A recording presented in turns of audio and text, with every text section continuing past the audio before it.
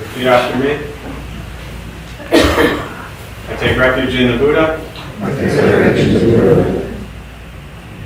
I take refuge in the Dharma. I take refuge in the Dharma. I take refuge in the Sangha.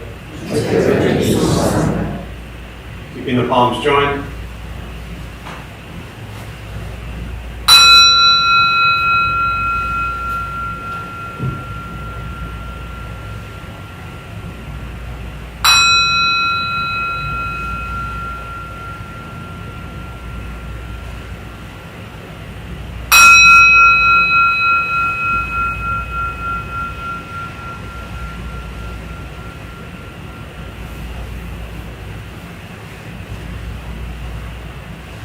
Lift palms down.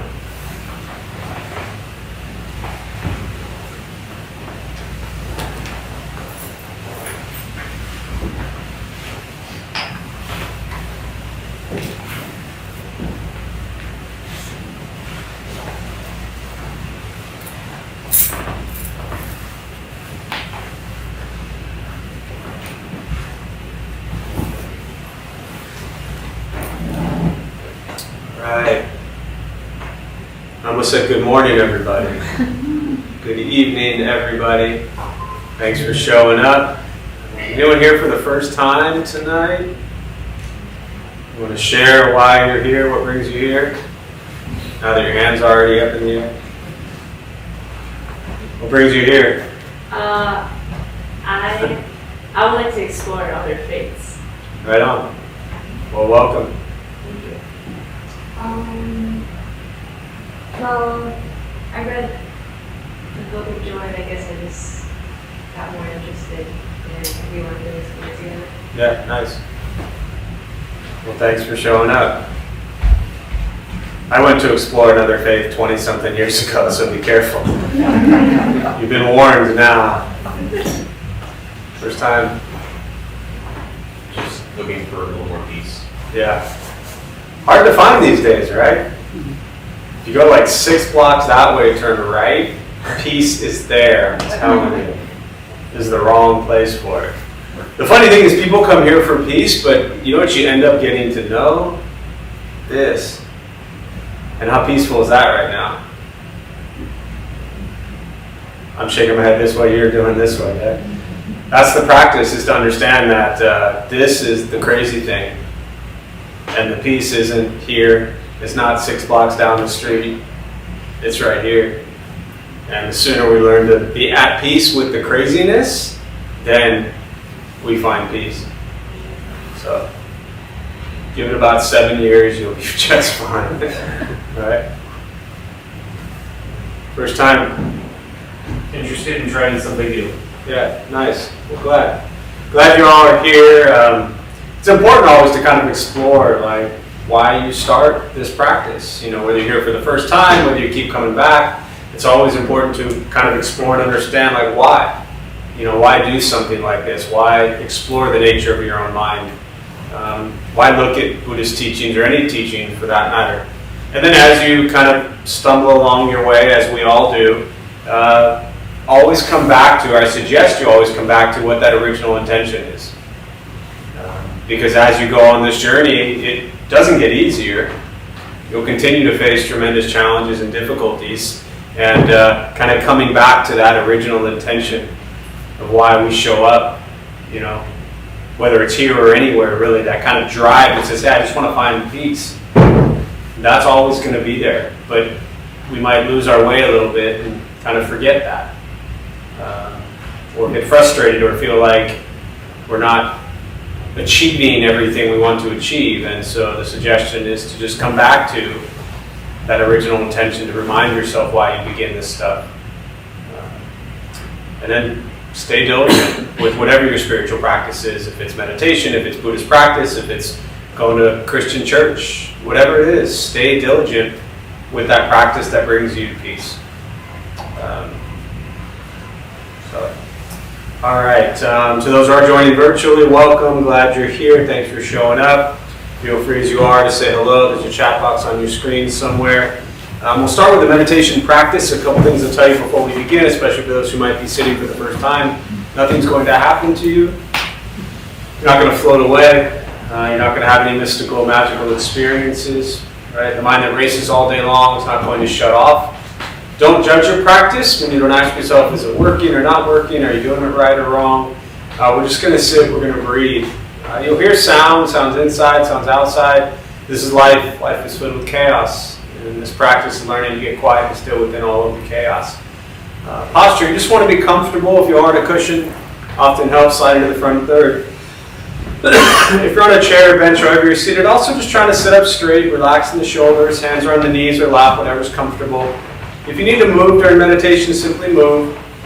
Movement doesn't make you a bad meditator, it just means you need to move.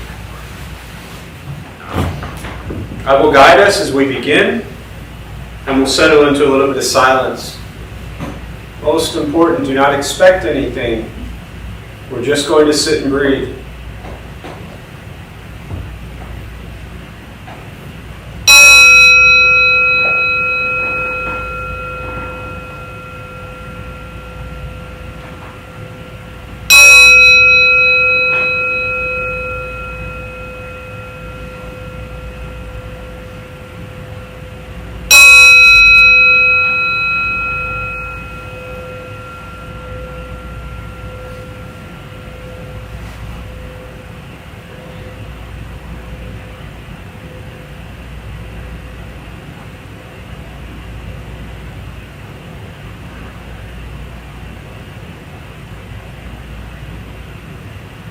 Starting with the eyes closed if comfortable, or slightly open.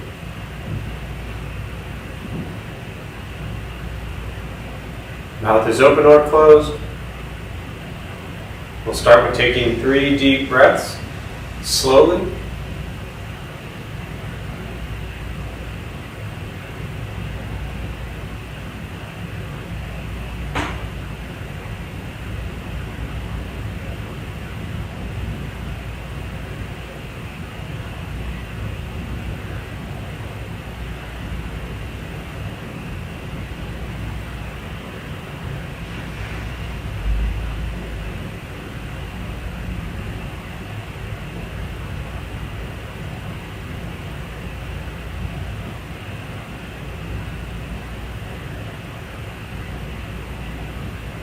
And eventually, settle into a natural rhythm of the breath.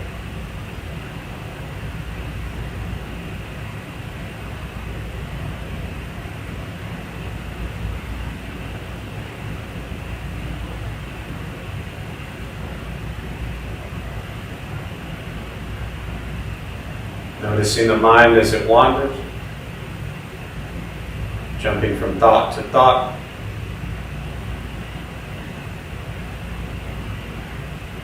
Start with gently guiding the attention, focus, to the stomach or chest.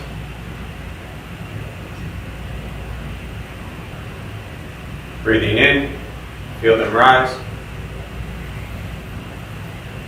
Breathing out, they fall.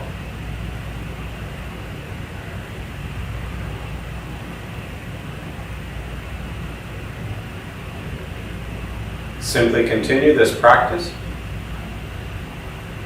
observing sensation of breath.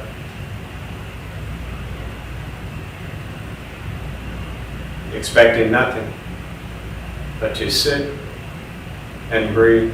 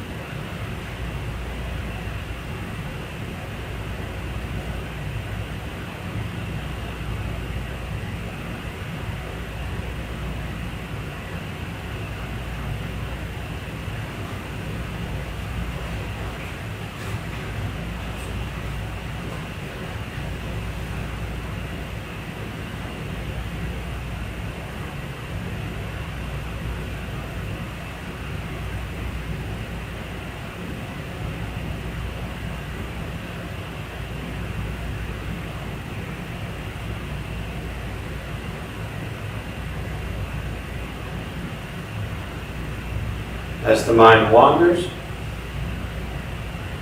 lost in thought,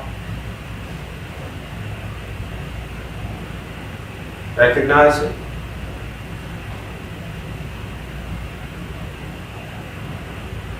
Release that thought. Return attention, focus to the breath.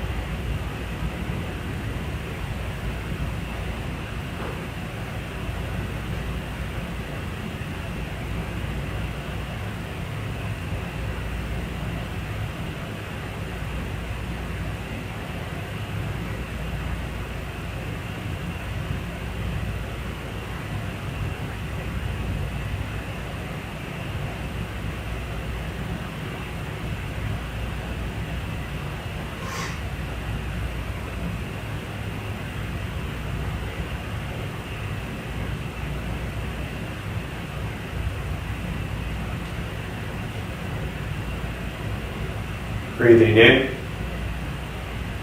follow breath in.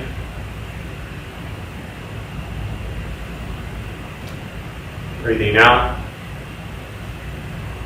follow breath out.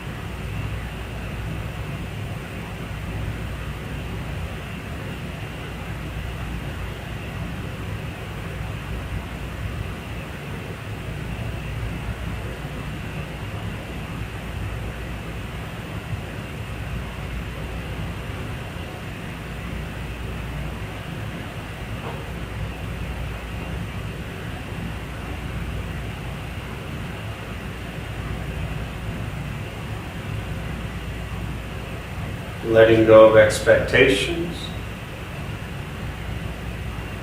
letting go of judgments from the practice, just sitting, breathing.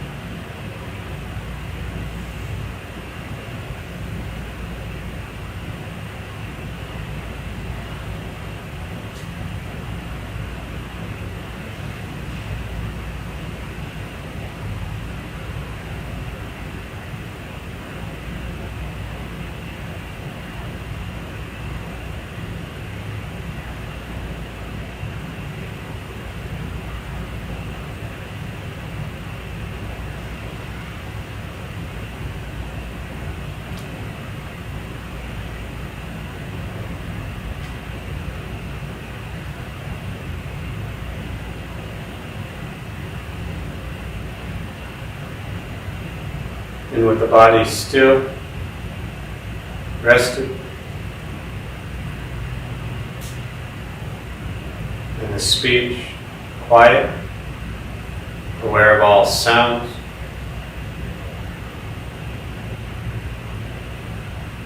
and the mind learning to settle. Know what it's like to just sit and breathe.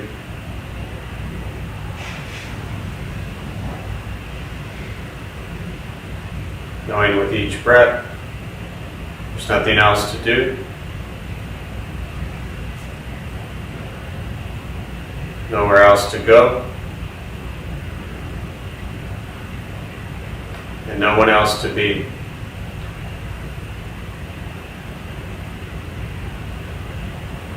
Everything beautiful, exactly as it is. Sitting, breathing.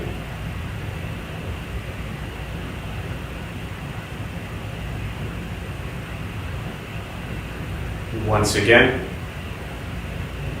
taking 3 deep breaths, slowly.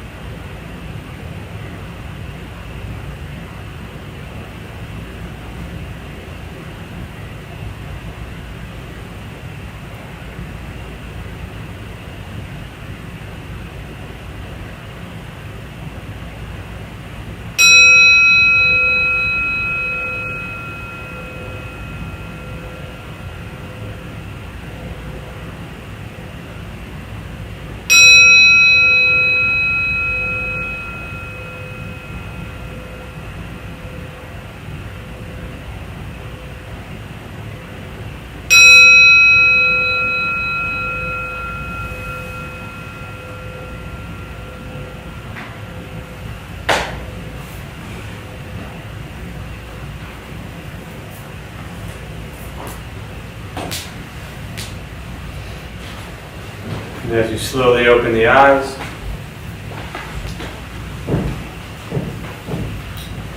slowly beginning to move. And most important, with the practice of meditation, is to recognize how you feel now, immediately after. Compare this to how you typically feel throughout your day. Recognize the difference, if there is one.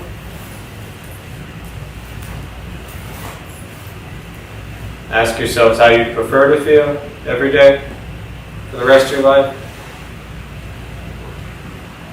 And realize how you feel now, if it's quiet, calm, and still, or a busy mind, racing mind, whatever you're sitting with at this moment, has nothing to do with anything I said. It's nothing to do with how we sit and hold the hands or cross the legs. It's nothing to do with the sounds around us or anything else for that matter. It's everything to do with your own mind and your own mind's reaction to an external condition. This is what the Buddha called pratitya samuppada, means dependent origination. This is the basis of the Buddha's awakening. The word Buddha simply means awakened. He's a human being, no different than any one of us, who began to understand why he suffered, why he got angry, sad, depressed, stressed, anxious. He began to understand the causal relationship of all phenomena.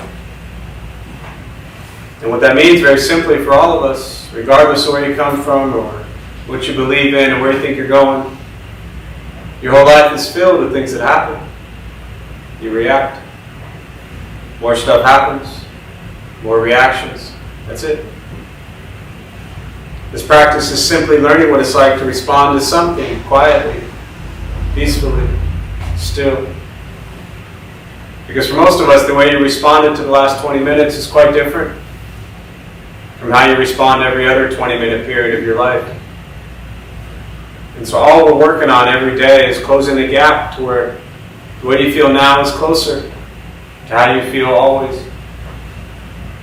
Just as driven, motivated, productive, successful, whatever that means to you in your respective lives. But with a mind that's steady, clear, focused, distracted by nothing, disturbed by no one. This practice is not easy. It's not always fun. It's not an escape, as often people think it is. It's direct perception into the present moment. And very often that present moment is filled with chaos, challenges, difficulties. This is life. It's what we get. This practice is learning to be with life as it arises, not escaping from it. Meditation is free. Buddhist practice is free. It's just sitting, breathing, learning to be kind to yourself and everybody else you encounter every moment of your life. And that never changes. And for most, that's never easy. Once we stop trying to change, fix, control, manipulate everything and everyone around us, and we work on changing our mind and our reaction to the world around us, life gets simpler. But in reality, not much changes. Just us and the way we respond to the world. And that's why it's just the practice. Every day people will do things that make you angry, make you sad, make you upset. And the question is, how do you respond? That's it.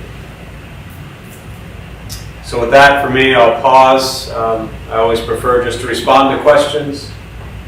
Meditation, Buddhist practice, anything you're sitting with. And we'll use the rest of our brief time this evening, and I'll just respond to your questions. To those who are joining virtually, again, glad you're here. Thanks for showing up. As you are, there's a chat box on your screen. Feel free to say hello. If you have any questions, you can put them there. And I'll do my best to respond as well. So we'll open up to questions.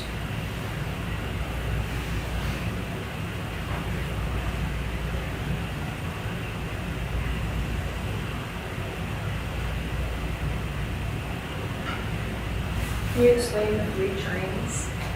Yes. The 3 bells. Is that what you mean? I just repeat question for those joining virtually so they can hear it. So can I explain the 3 chimes, the 3 bells? I mean, if I hit it 72 times, that would take a long time. 3 is just simpler, right? So every Buddhist tradition, meaning culture, lineage, form of Buddhist practice, has ritual. And all of those rituals from different cultures and lineages are going to be different.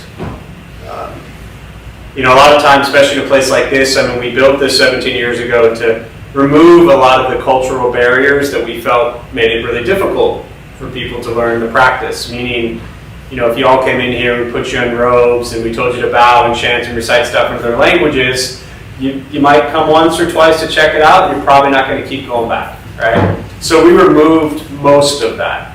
But Buddhism, you go within 5 miles of here, there's probably, I'm not exaggerating, 20 Buddhist temples. And if you go into them, whether it's a Thailand, Lao, Cambodian, Taiwanese, Chinese, Vietnamese, Japanese, you go into these temples and you watch their services, you'll see no different than if you were at a Catholic church or a Jewish temple filled with rituals. So Buddhism is not free from that, even though for those of you who might be new or came into Buddhism just through this, it seems like it's not there, but for 2,500 years they had tons of ritual. And we do a few things with that, such as the bell. One, very practically, just better than saying start and stop for meditation, right? But the 3 bells very often are representative of what's called the triple gem in Buddhism. And the first one at the beginning when we recite, take refuge in the Buddha, the Dharma, the Sangha. The Buddha being the person himself, right? We're not praising the Buddha, we're not worshiping the Buddha, we're not looking for the Buddha to save us. He died 2,500 years ago and he cannot save you.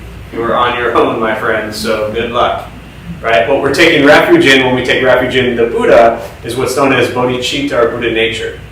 And the idea is that the Buddha was a human, no different than we are, and he figured out how to end his suffering, so finding refuge, safety, comfort, protection, and the fact that if this dude can figure out how to end his suffering, then why can't we? So for me, I find that very comforting to know that if I stop doing stupid stuff, I'll suffer less. Pretty simple, right? The second one is the Dharma. We take refuge in the Dharma, which is the teachings. Dharma, often referred to with a capital D, is like ultimate truth, true nature of reality, not truth spoken by the Buddha. Because even words are not ultimate truth. You ever had pizza? You like pizza? When you take a bite of the pizza, right? There's that experience of eating the pizza. I can see the smile on your face, right? Now if I told you to describe what that was like, is that what it's actually like, or are those just your words describing it? There's a difference there. So ultimate truth is your experience. And then we start talking. And we ruin everything, So Dharma also is just the teachings of the Buddha. What he spoke and taught for 45 years is called the Dharma. And then the Sangha is a community. The time of the Buddha, it was the monks and then the nuns. They came together to practice. And modern day, it's a bunch of people sitting around meditating, talking about Buddhist stuff, and hitting a bell. So that's a community. So that's the 3 bells. Yeah. What else?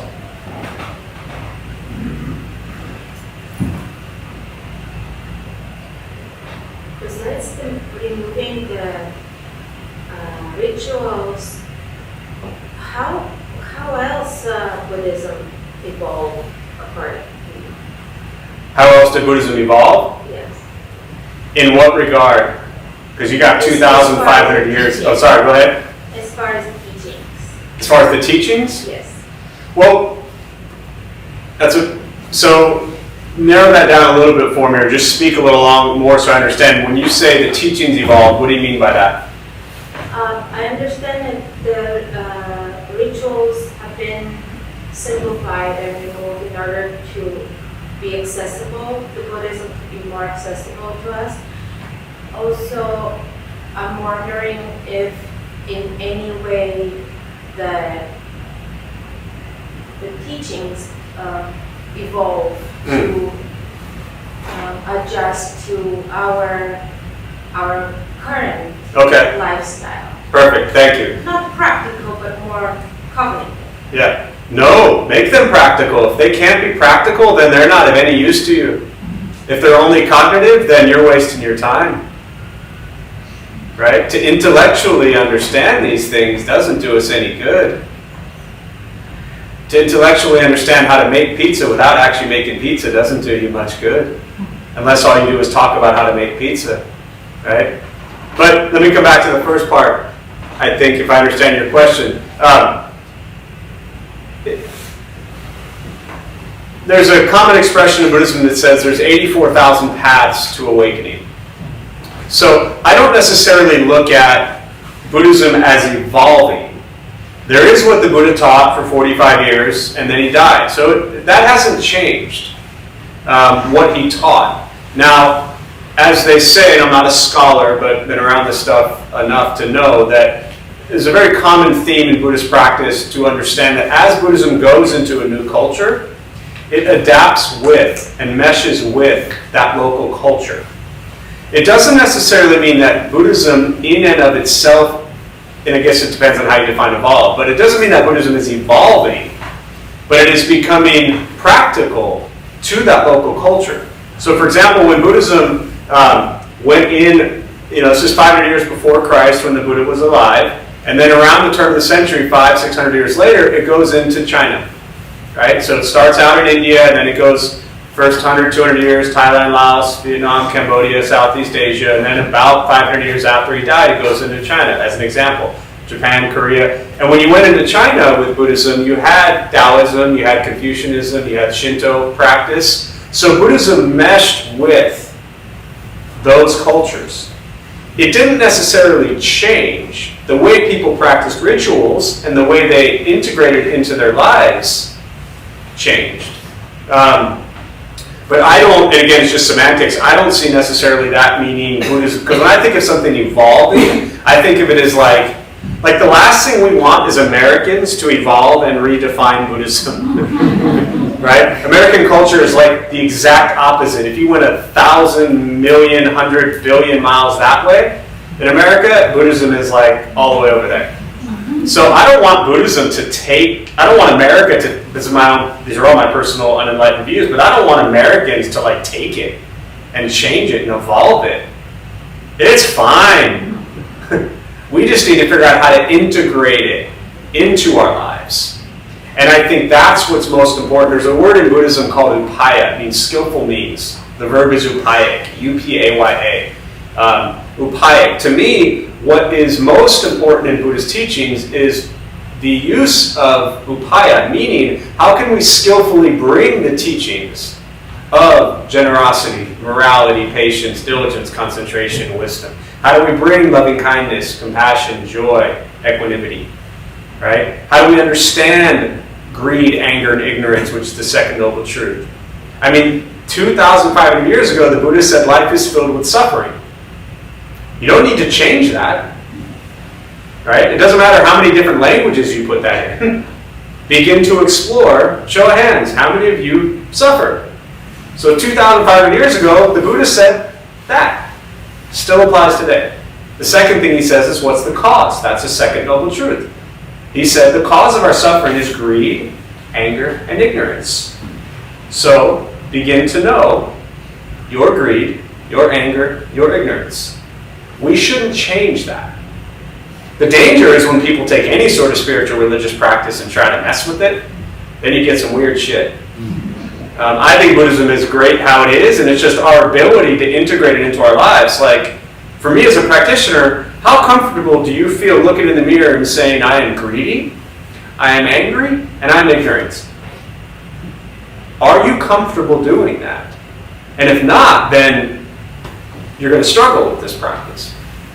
And can you ask yourself, am I greedy, am I angry, and am I ignorant, without judging yourself and thinking you're a terrible person? Just understand we're human.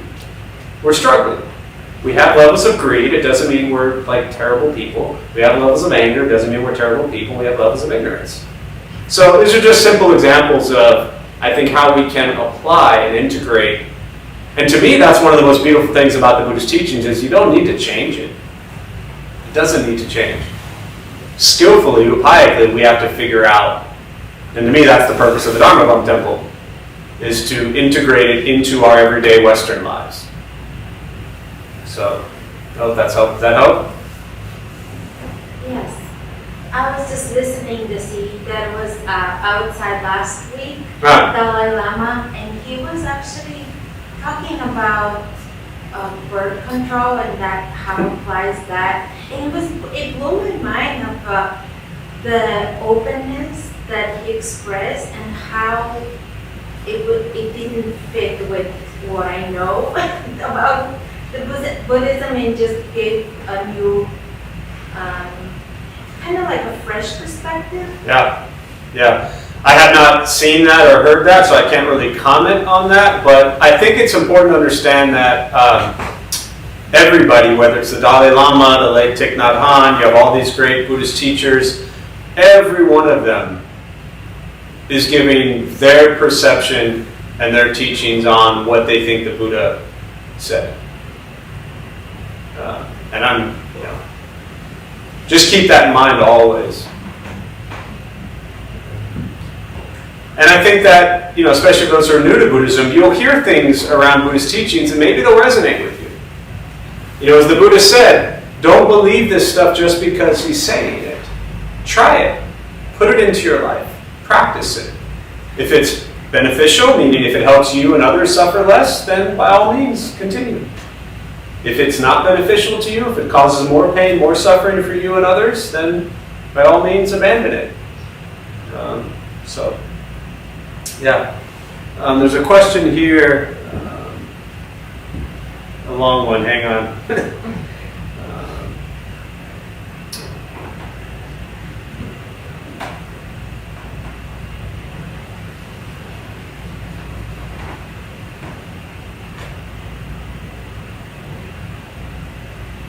I'm still reading it.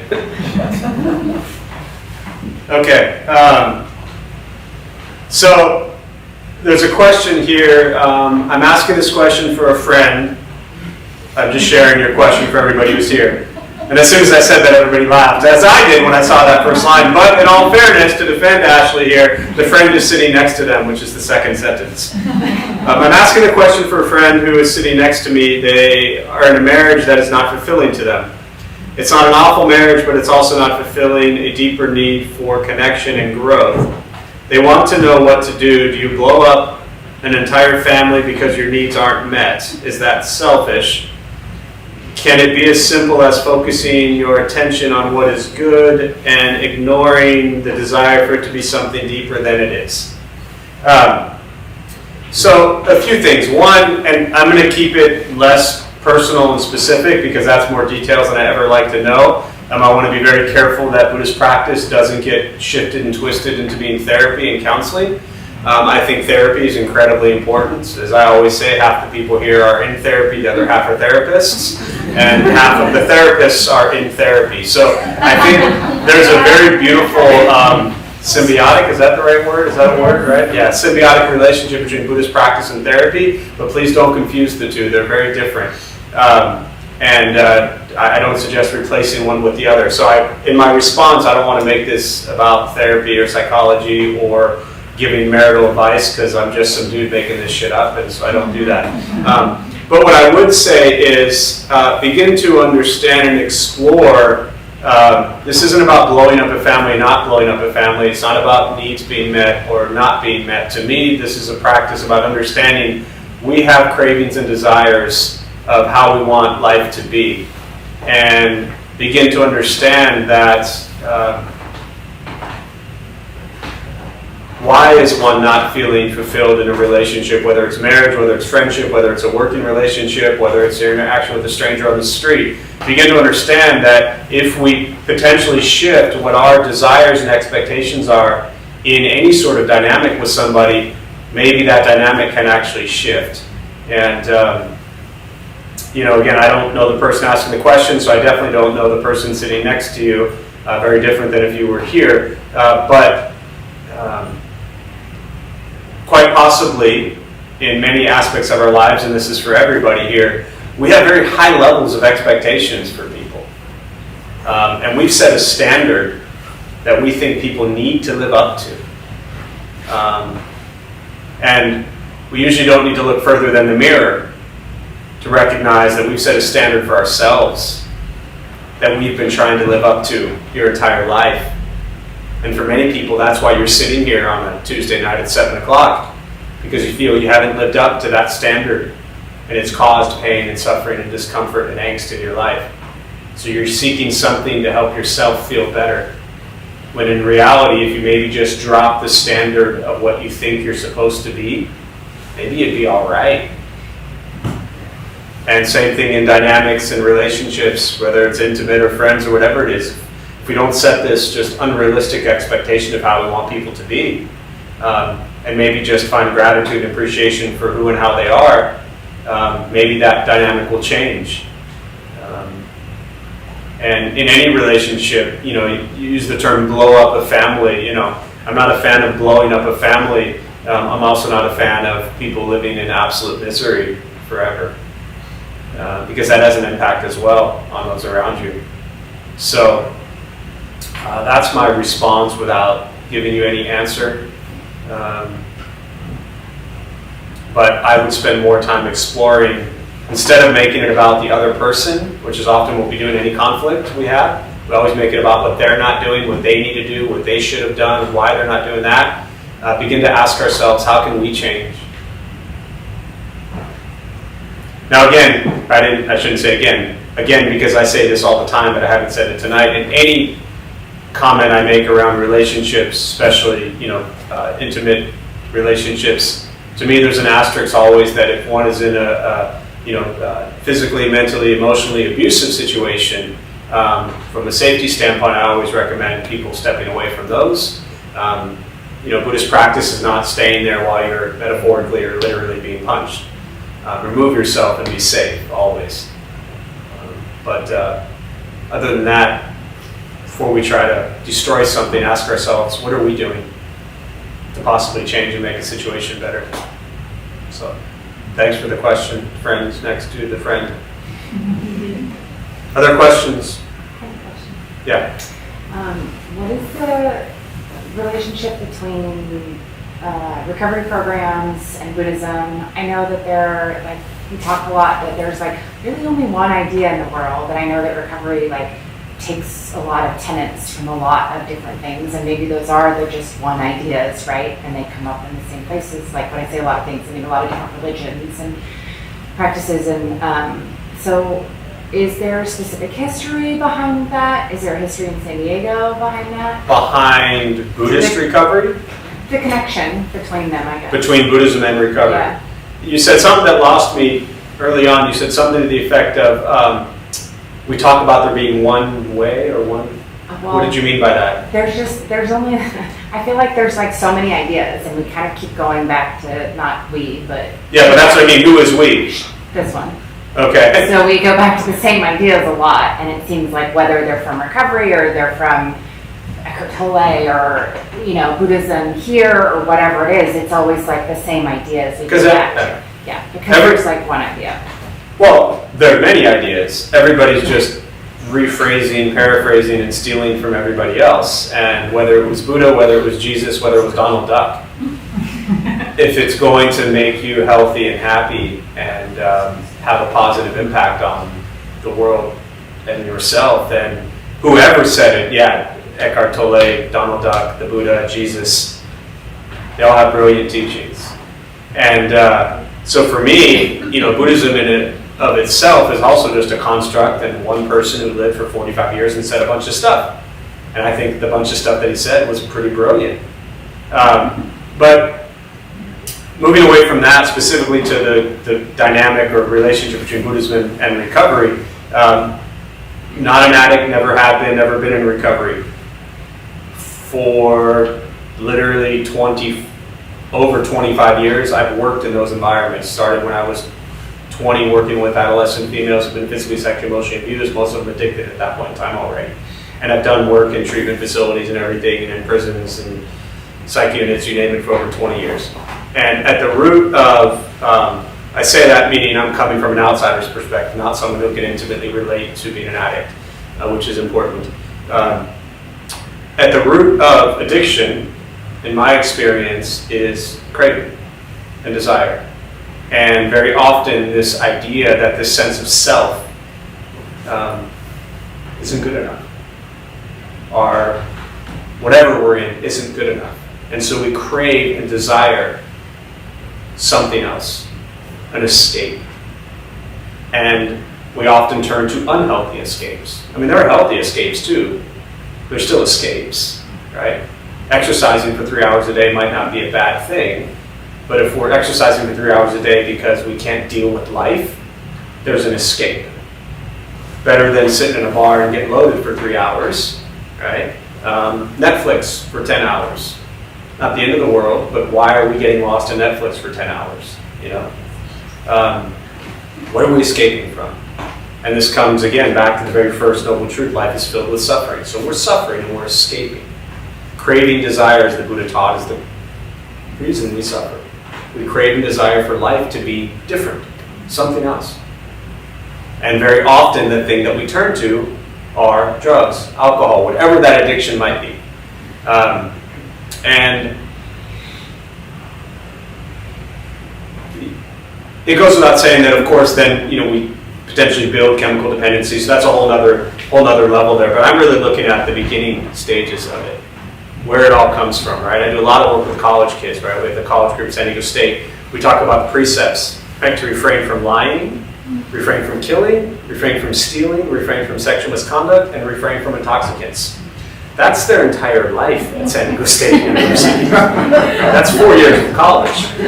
And we're exploring how to refrain from that. And the question I throw out to them always around the precepts is, look, you're going to do this stuff just as the people in this room are. For all of you who are new, don't think that just because you came to a Buddhist temple that these people in here aren't doing all those things, because they are, and that's why they're here. Right? Not all of you, but most of you. But why? Why are we turning to those things? And could we stop? And how is it impacting our lives?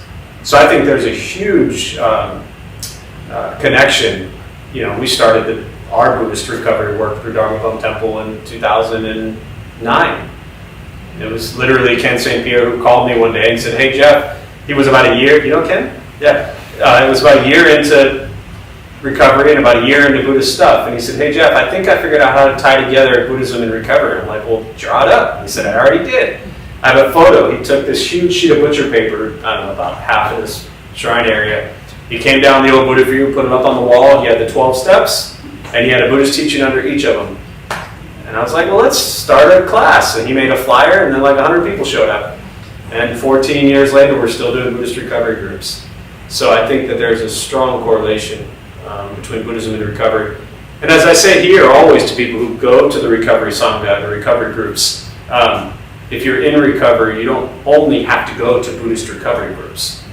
The root of Buddhist teachings is addressing craving, desire, and the cause of our suffering, which very often leads to addiction. So, does that help? Sure. Just one more Donald Duck opinion. What up? Yeah. Can you talk a little bit about this philosophy of this particular temple? Yeah. Which school of thought Buddhism you guys have followed? Sure. So we started it, and me being one of the co-founders, end of 2006, to not be a specific lineage or sect of Buddhism. We literally started it because I spent 3 or 4 years with a Taiwanese Buddhist temple and a year in their monastery in Taiwan, which is very dear to my heart and ingrained in Zen, Chinese we call Chan, and Pure Land Buddhism. And I watched down the street where I was, led there for 2.5 years, a revolving door of Western folks show up, and the bowing and the chanting, the robes, everything I mentioned, that was like real life experience for me. Watching all of you show up there and not come back. So we built this place to actually remove all of that, but not be one school of Buddhism, not one philosophy of Buddhism, but introduce all the different schools of Buddhist practice. So each night, the practices we lead are led by different people up here talking about their personal approach, whether it's a Zen practice, Theravada practice, Mahayana practice, Tibetan practice, etc. So each person who leads has a different Buddhist background, and yeah, very simple. Yeah. Does that answer your question? Yeah, a little bit. Yeah. Yeah. I can say more if you want. I mean, Open up the floor to everyone else. okay. Yeah. Yeah. What else? Other thoughts, questions? You two can fight it out. I saw your hands at the same time. Aw, so generous you two are. I'm wondering about, I'm curious about enlightenment and if when a Buddha experienced it, if it was a fleeting state or a permanent state, and then also if it's something that people struggle to believe in. So the question is, you're wondering about enlightenment, and when the Buddha achieved it, was it a fleeting state or a permanent, did you say permanent? Mm-hmm. Permanent state. And then the second part was, is it something that people have trouble believing in? Is that what you said? Mm-hmm. So the first thing is that the word Buddha means awakened, means the awakened one. And when he, for those who don't know the life of the Buddha, but 29 years, he was a prince, lived at home, all the wealth, all the riches, all the women, everything you can imagine, leaves home because he snuck out in the middle of the night, and he saw, it happened over 4 visits, but he saw old age, sickness, and death, and an ascetic, a simple, like a nun or monk. And so he went back to his buddy Chana and his attendant, and he said, I mean, he was a prince, so he had attendants. And he said, what is this old age, sickness, and death? Does that happen to all of us? And Chana said, yes, my lord, we all will age, we all will get sick, we all will die. Now, his father, when he was a child, they predicted that the Siddhartha would be either a great enlightened one or a great king. The father wanted him to be a king, but they knew he had a real soft, gentle heart, so they kept him sheltered. So he never saw old age, sickness, or death. They moved it all out when it occurred. So when he saw these things, he said, how can I live with all the wealth and riches when there's a world out there that suffers? So he leaves home, 6 years, roams the base of the Himalayan mountains, and at 35, he sits down under the Bodhi tree in Modhgaya, India. You can go there today and see the tree. And he said, I'm not leaving until I figure out why we suffer. So for 21 days, 21 nights, he sat there. And after 21 days, 21 nights, he had what they call the awakening, which is the nature of your question, and understood what is the Four Noble Truths. Life is filled with suffering. Doesn't mean all life sucks, just means we're going to suffer a lot. The cause, as I mentioned, greed, anger, ignorance. The ending of suffering, nirvana, third noble truth. And the fourth is the Eightfold Path. Views, thought, speech, action, livelihood, effort, mindfulness, concentration. All that's on Google for free. And as he was sitting there, he realized the nature of his suffering was his mind. And when he had the awakening, as they call it, the story is that he didn't think anybody would understand this stuff. Right? So forget about people today believing it. This is like him in that moment, being like, dude, nobody's going to get this stuff. And the story is that Brahma, the Hindu god, because again, he's Hindu, believes in Hindu gods and goddesses. The story is that Brahma came down and said, I never like to quote anything, but to quote the Hindu god, said, there are people with little dust in their eye. They will understand. Go forth and teach. So he decided he would teach, and he was sitting down, and that right above that exit sign right there, the tapestry is where he gave his first teaching at Deer Park. It's called the first turning of the Dharma wheel. Those 5 guys, they were the ascetics that were with him. They left him. That's a whole other story. They came back, and they said, there's Siddhartha. Let's sit with him. It looks like he's figured something out. He taught the Four Noble Truths, and they said, we will call you the Buddha, the awakened one. So it wasn't like he had this awakening and was like, yo, I got it. I am awakened. I'm going to run around. I'm going to teach you all. Anytime anyone says they're enlightened or awakened, that is the very first sign. Leave. Leave quickly. Because an enlightened being, an awakened one, a bodhisattva, as they're often called as well, would never say they're enlightened or awakened or a bodhisattva. Because ultimately, in Buddhism, when they talk about non-self, there is no self to awaken. There's no self to be aware of an awakening. So it's just not going to happen. But they called him the Buddha, the awakened one. It wasn't like he proclaimed himself the awakened one. And then, he taught 45 years, as I've said multiple times, and he died. And it's important to understand, which I think is really at the heart of this type of question, he wasn't trying to get people to believe in him. So it wasn't like some religious leader that said, hey, believe in me as your savior. And I don't mean that knocking, I'm a Jewish kid, I grew up, around all that. So I don't mean that like in a disrespectful way, but he wasn't trying to get you to believe in him. In fact, people asked him, there were about 12 questions that he was asked he wouldn't answer. And one of them was around religious beliefs. And they said, should we believe in gods and goddesses? Now again, this is not the God that we refer to today. This is Hindu gods and goddesses. And he said, if you believe in them, you do. If you don't, you don't. That's up to you. I'm just a guy. I'm not a god. I'm just a dude sharing a simple, peaceful way of life. This is why people often refer to it as a philosophy. It's just a way to live life. So it wasn't about believing in him. It was about practicing loving kindness and compassion and all these kind of buzzwords. That's what he wanted people to practice, not believe in them. So there wasn't like this faith thing involved. It's kind of like a parent that tells you to be nice. You don't have to believe in that, but if you do it, things usually work out better. Fast forward to today, and I can just say from my lens, like I don't really care if people believe. To me, I don't care if people think the Buddha never even lived. Right? It's not about Siddhartha Gautama who became the Buddha. It's not about him at all. It's about living a kind, gentle life. And that doesn't matter what religion you are. Years ago, a friend, she's Catholic, and she began to practice Buddhism, and she said it made her a better Catholic. And I thought that was a beautiful application of Buddhist teaching. She said it was like a software upgrade. That it actually brought her closer to her Catholic faith, which was important to her, but it made her kinder and gentler and happier, which helped her connect with her religious beliefs. And I'm a big fan of that, as I believe the Buddha was as well. So, hope that answers your question. Yeah. Anything else? We'll do one more before we close. Oh, yeah. I like the question better, but when you say greed, anger, and ignorance, I feel like Siddhartha was, somebody that was, like you said, he was very sheltered, and he was not connected. He was disconnected, and he didn't get it. And he went on a spiritual journey, and his journey has definitely influenced us and stuff like that.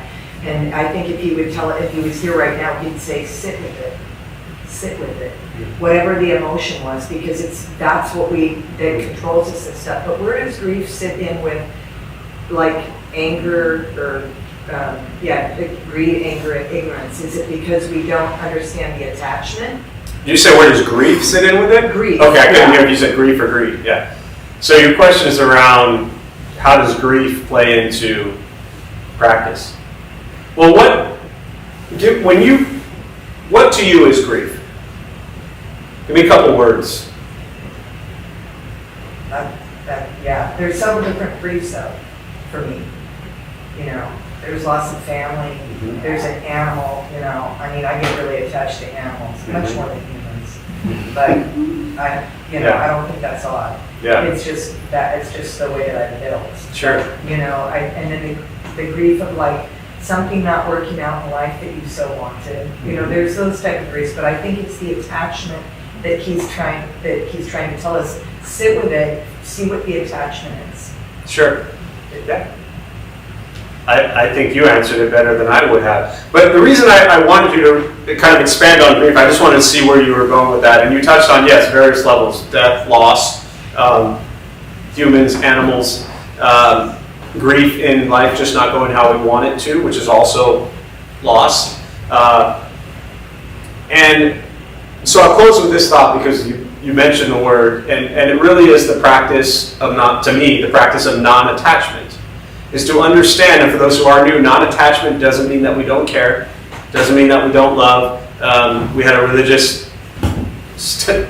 group here from another religion come and they asked a question, and they said, our professor told us that because of detachment, Buddhists can't love their parents. And I was like, yeah, it's not the Buddhist teachings, right? Non-attachment is actually endless love, like boundless love. Love on all levels where you're not controlling.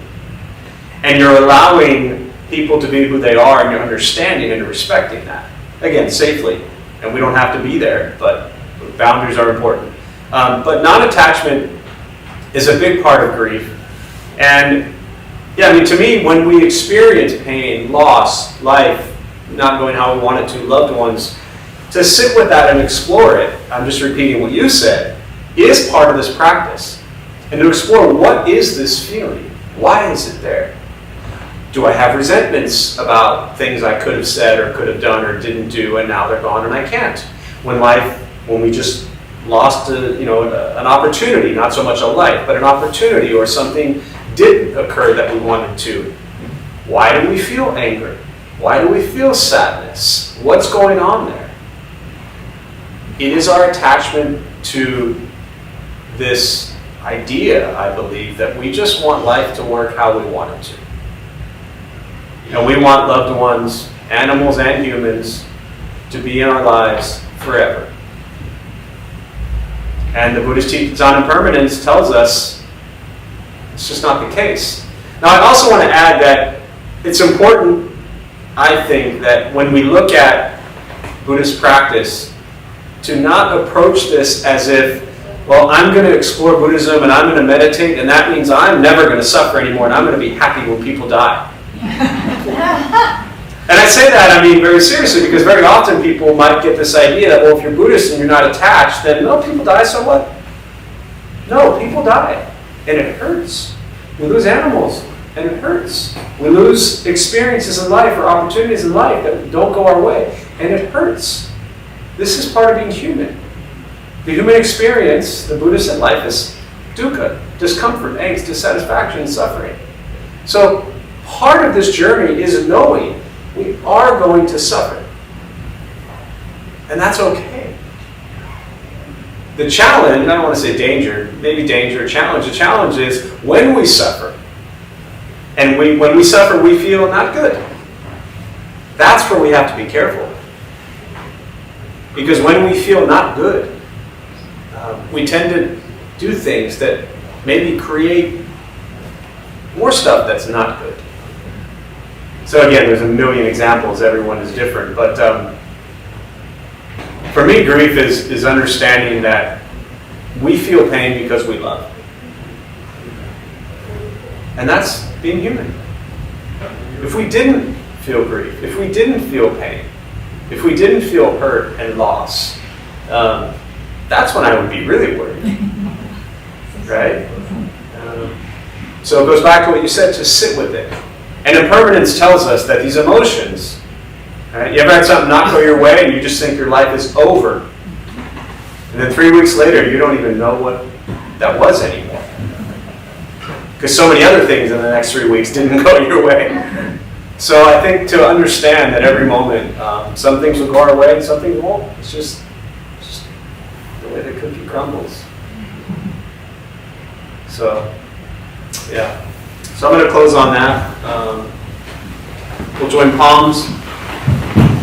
May the benefit of this practice be shared with all beings in all directions. May all beings be at peace. May all be free from suffering. May any merit gain be transferred to Tim during his time of rebirth, and to Kevin and all their family and friends who suffer at this time. May they all be at peace and free from suffering. May we all be at peace and free from suffering.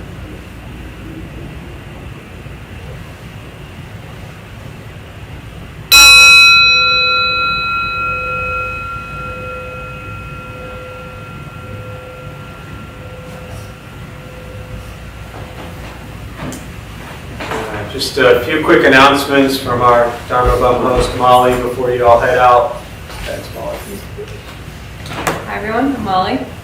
We opened the Dharma Bum Temple 17 years ago to introduce Buddhist practice to those who show up. Those who lead are not nuns, monks, gurus, masters, or teachers, and are not looking for students. They're simply practitioners sharing their interpretation of the practice. Every night, we have different classes led by different people from various Buddhist traditions. We have a recovery sangha that meets several times a week for anyone with addiction, and our food redistribution program is every Thursday at 4:30 p.m. We have classes and programs every day, and everything we offer here is always free. The full schedule is on our website and also posted in the entryway above the shoe rack. We have a lending library. If you see a book you like, feel free to borrow it, then bring it back whenever you are done with it. Please straighten your seat or cushion before you head out. If a few people could stay to close and latch the windows, that would be helpful. Thank you for being here. We wish you well and hope to see you all again. Thanks, Mom. Thank you all.